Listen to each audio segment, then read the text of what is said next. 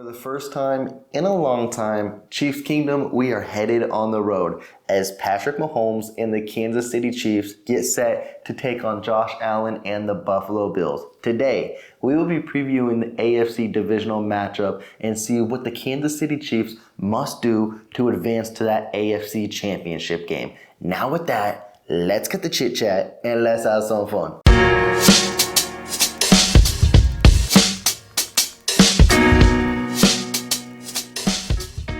It is just right around the corner, Chiefs Kingdom.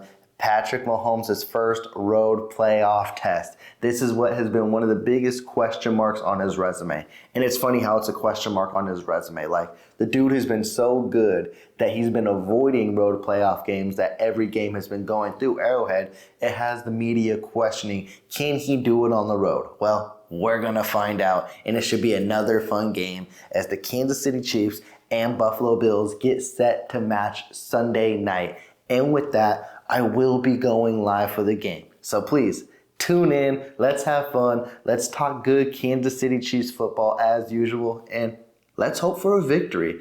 With that, as we dial into this game, I will be going through this matchup of what the Kansas City Chiefs must do on the offense, defense, and maybe even special teams to get to another AFC championship game. So with that, let's get right into it. Now, let's rewind this a little bit to the earlier matchup in the year. Week 14, Bills at Chiefs, and yes, the infamous call. Kadarius Toney offside, and it canceled a phenomenal play by Travis Kelce, laterally it across field for which could have been the go-ahead touchdown. But it's just not that cut and dry, that black and white to say that's why the Kansas City Chiefs lost the game. So let's zone in on it and let's start with the offense. And I believe the offense has found its new identity at the perfect timing nonetheless, which is your new wide receiver number one, your new weapon number one in Rashee Rice. In his first performance in a playoff field against the Miami Dolphins, he had 8 catches for 130 yards. Not saying he has to go berserk like that again, but we would sure love it against the Bills. He definitely needs to be a vital piece in this game if the Kansas City Chiefs want to explode on the offense and put points on the board. And also, you got to zone in on the running game as well, because the Buffalo Bills secondary is very, very good. Now, the Buffalo Bills are dealing with a lot of injuries. Not many of them are in the secondary. They do have one cornerback with the injury, but most of them is going to be on the D-line and in the linebacking room. So with that, you already know where I'm going to go. Run the damn ball. Isaiah Pacheco in the playoffs last week against the Miami Dolphins, he had 89 rushing yards, and I just feel like he could have been unleashed. Now, in the second half, the Miami Dolphins did a phenomenal job in containing Pacheco. But if you get Pacheco the ball early and often like you did against the Dolphins, and you put points up, and specifically 7, the main thing is, and the main focus of this game is Patrick Mahomes' first road test. Well, if you shut the crowd up, it ain't going to be an issue whatsoever. And honestly, I don't think it's going to be an issue nonetheless as well. But Isaiah Pacheco can help settle that as well. This is another game. It's going to be cold. I don't know if there's going to be a potential of snow, but it's been snowing in Buffalo all week. So there's probably could be a good chance of that as well. Give it to the grown man. Let him do what he does best and give him 20 plus touches. And when you focus on that running back room, you do have another weapon in a guy like CEH. Yes, Clyde Edwards-Helaire. He has shown his potential, and honestly, he's been very impressive on the back half of the year as well. And you use him as a receiving back. If you can't find another outside option in the receiving room besides Rashee Rice, depend on your running backs. Isaiah Pacheco has become a more complete back, and Clyde Edwards-Helaire has been impressive on this back half stretch. Get him the rock, throw him the football, and see what he can do. But also, it's time to get Travis Kelce involved. And he did get a little more involved, and he was inconsistent nonetheless against the Dolphins. He went for 7 catches for 71 yards. Now, for any other tight end, we're saying that's impressive. Honestly, Kelce standards are on a whole nother level. And when it's playoff time, you expect Kelce to take it that extra step as well, especially against the Bills where he had that walk-off touchdown in overtime. Expect him to show up because the Chiefs are going to need him. And honestly, if he didn't have a couple of drop passes against the Dolphins, he may have easily eclipsed 100 yards as well. So let's see how that unfolds too. The Chiefs, they're not playing in negative 27 degrees. It's still going to be a cold game, but that ball isn't going to feel like a brick. So I expect the drops to get cut down. And now the thing we're going to focus on heavily on the offensive side of the ball is who could be that next man up in the receiving room? Yes, we've been talking about it for now 19 weeks. So who's going to do it? And last week, you could really tell that Patrick Mahomes wanted it to be Mecole Hardman. He took like 3 deep shots to him. Didn't connect on one of them. I think they're still going to try to rely on Mecole Hardman in that kind of area. They want to stretch the football field, and you can do it with a guy like Mecole Hardman. It's not going to be Marquez Valdes-Scantling. It's not going to be Richie James, even though Richie James has that potential for home run breaking speed. It just seems like it's going to be Mecole Hardman. So can they connect this week? I really hope so. If Mahomes is going to take 3 shots again to him this week, I would bet my money one of them is going to be caught. At least I would really hope. But for all this to unfold and for the offense to produce, it's keeping QB1 upright. And the Kansas City Chiefs offensive line does have a heavy task at hand against the Buffalo Bills D-line when you're going up against guys like Russo, Ed Oliver. They know how to get after the quarterback. And the Chiefs, they got to do their thing. Now, they've allowed the second fewest sacks in the league, so expect them to hold right. But also, focus on Patrick Mahomes in that situation as well. Because when it's playoff time, when things get unfold, you know he will use his legs. And he did so against the Miami Dolphins with the classic where he shattered his helmet at the goal line. He had 41 rush yards in this game. So expect Mahomes to do what he can to lead this team to the championship game. It's just going to be who's going to rise to the occasion. Right now, it looks like Rashee Rice is ready. Travis Kelce, you get those hands right. You don't have any drop passes. He'll be ready to go. And you focus on that grown man in the offense, can have a really good day. Now let's transition to the defense, because the defense is the reason why we're in this divisional spot. And honestly, they're going to be the reason why we get to the championship game. As I mentioned, the thing that's been highlighted all week is Patrick Mahomes' first road test. Let's not focus on just him.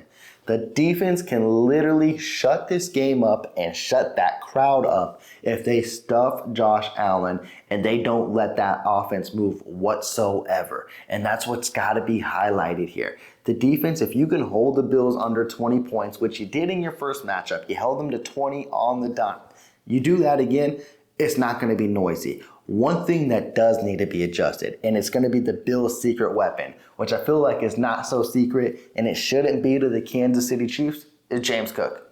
You let him destroy you up and down the field, whether it be rushing the ball, whether it be in the receiving game.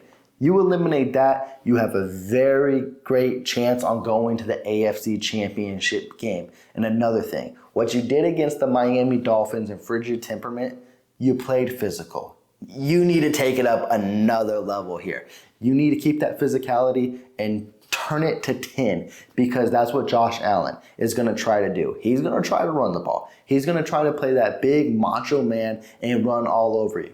Lay a lick on him. I'm not saying anything bad or illegal, but let him know you are here to play a football game. And if you set that tone, it may limit some runs. We already know the likes of L'Jarius Sneed and Trent McDuffie, they're going to settle that with the wide receivers. They're going to put their hands on them. They're going to show Buffalo, we don't care this isn't in Arrowhead.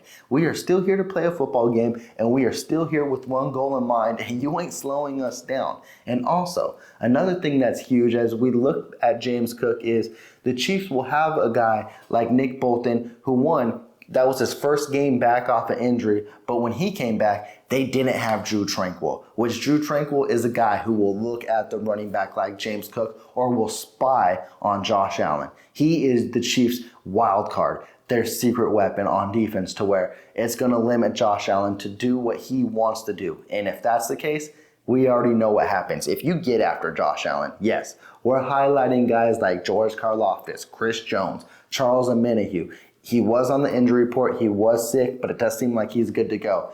The Bills have a good O-line. They allow the least fewest sacks. Kansas City's right there, but Buffalo's a notch ahead. George Karlaftis, he has the good matchup against the right tackle who has allowed 6 sacks this year. George Karlaftis had a sack and a half. Keep that motor running. Get after Josh Allen. And you don't have to get home all the time, but with him, you really want to bring him on the ground.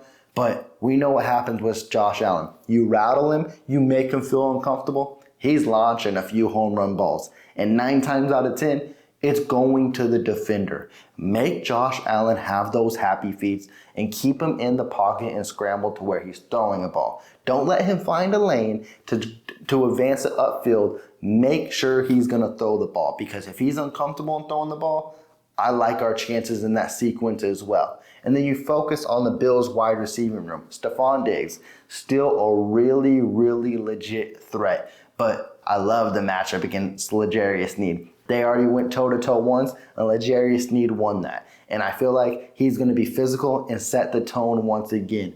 But one huge missing piece for the Buffalo Bills is they're going to be missing the guy who was the star in their last matchup in the divisional round, Gabe Davis. Now, these are 2 completely different teams, but that is a huge weapon that Josh Allen will be missing. But they do got Shakir, who, man, he had a very, very impressive touchdown, and he may be the fastest player on the football field in that game. So Trent McDuffie, you're gonna have to jam him. You're gonna have to do your thing, and I'm not afraid of it whatsoever, because you went against toe-to-toe with Tyreek Hill, the fastest in the game. So let them know what's good. But here's another key pivotal matchup for the Kansas City Chiefs defense that I don't think they frequently win against throughout the season, and it's something they need to limit more than the Buffalo Bills wide receivers, and it's the tight end room. The Buffalo Bills got 2 stellar tight ends with Dawson Knox and Dalton Kincaid. And Dalton Kincaid, he's coming into his own. The last 3 games, he's had over 50 yards.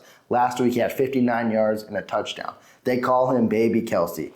You can't let him look like Kelsey in this game. You can't let Josh Allen find those guys. So it's going to be very, very intriguing to me. One, what's Drew Tranquil's assignment? You got to believe it's going to be Josh Allen as a spy, or James Cook, or monitoring one of those tight ends. It's going to be very, very interesting.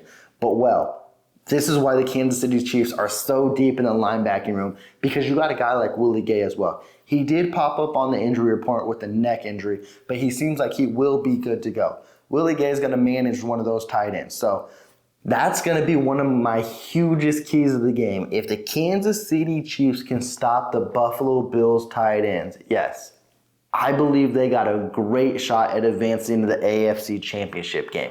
Now, the last area we're going to need to cover, and it's funny, people don't cover it so much, but the Kansas City Chiefs special teams is coming into its own. And Harrison Butker, he probably is the Kansas City Chiefs MVP throughout the whole year. He has been putting up points after points after points, and he was Mr. Automatic against the Dolphins last week, going 4 for 4 and 2 for 2 in extra points. He needs to play perfect. I'm not putting pressure on him, because it doesn't seem like he acknowledges pressure whatsoever. But man, you keep doing what you're doing. But also, let's not underlie what Richie James has done for the special teams. He's been a phenomenal punt returner this year. And if the Bills do have any punts to him, I'm looking for Richie James to flip the field position. But one thing Chiefs Kingdom really needs to focus on, and I know it was cold in Buffalo last week, but it was cold in Arrowhead too, and it's probably going to be cold in Buffalo again, is that Tyler Bass, the Buffalo Bills kicker, went 1 for 3 in field goals. If you stop the Bills, even if they are in enemy's territory, to get them in field goal range, let's just see what the kicker is all about. If he drills his kicks, he drills his kicks. At the end of the day, I would rather limit the Bills to 3 than 7. And it's a potential for a miss. Now with that, Chiefs Kingdom, it's prediction time. And I think this is going to be a really fun one. I think this is going to be a really, really good game. For whatever reason, and I hope I'm not like, I don't know what to call it. I hope I'm not way into my head and stuff like that, but I feel way more comfortable about this game than I do against the Dolphins. And I'm going to go with the prediction: the Kansas City Chiefs will advance, of course, to the AFC Championship game by a final score of 27-17. With that, Chiefs Kingdom, I'm going to leave you out with that. Let me know your predictions in the comments down below. Also, like I mentioned, we are going live on the channel. I would love to see everyone in there cheering on the Kansas City Chiefs and see what they're all about. I think we're in for a really, really good game. Also, please be sure to subscribe to the channel. If you did like this video, please leave that big thumbs up. I'm checking out. Y'all take care. Peace.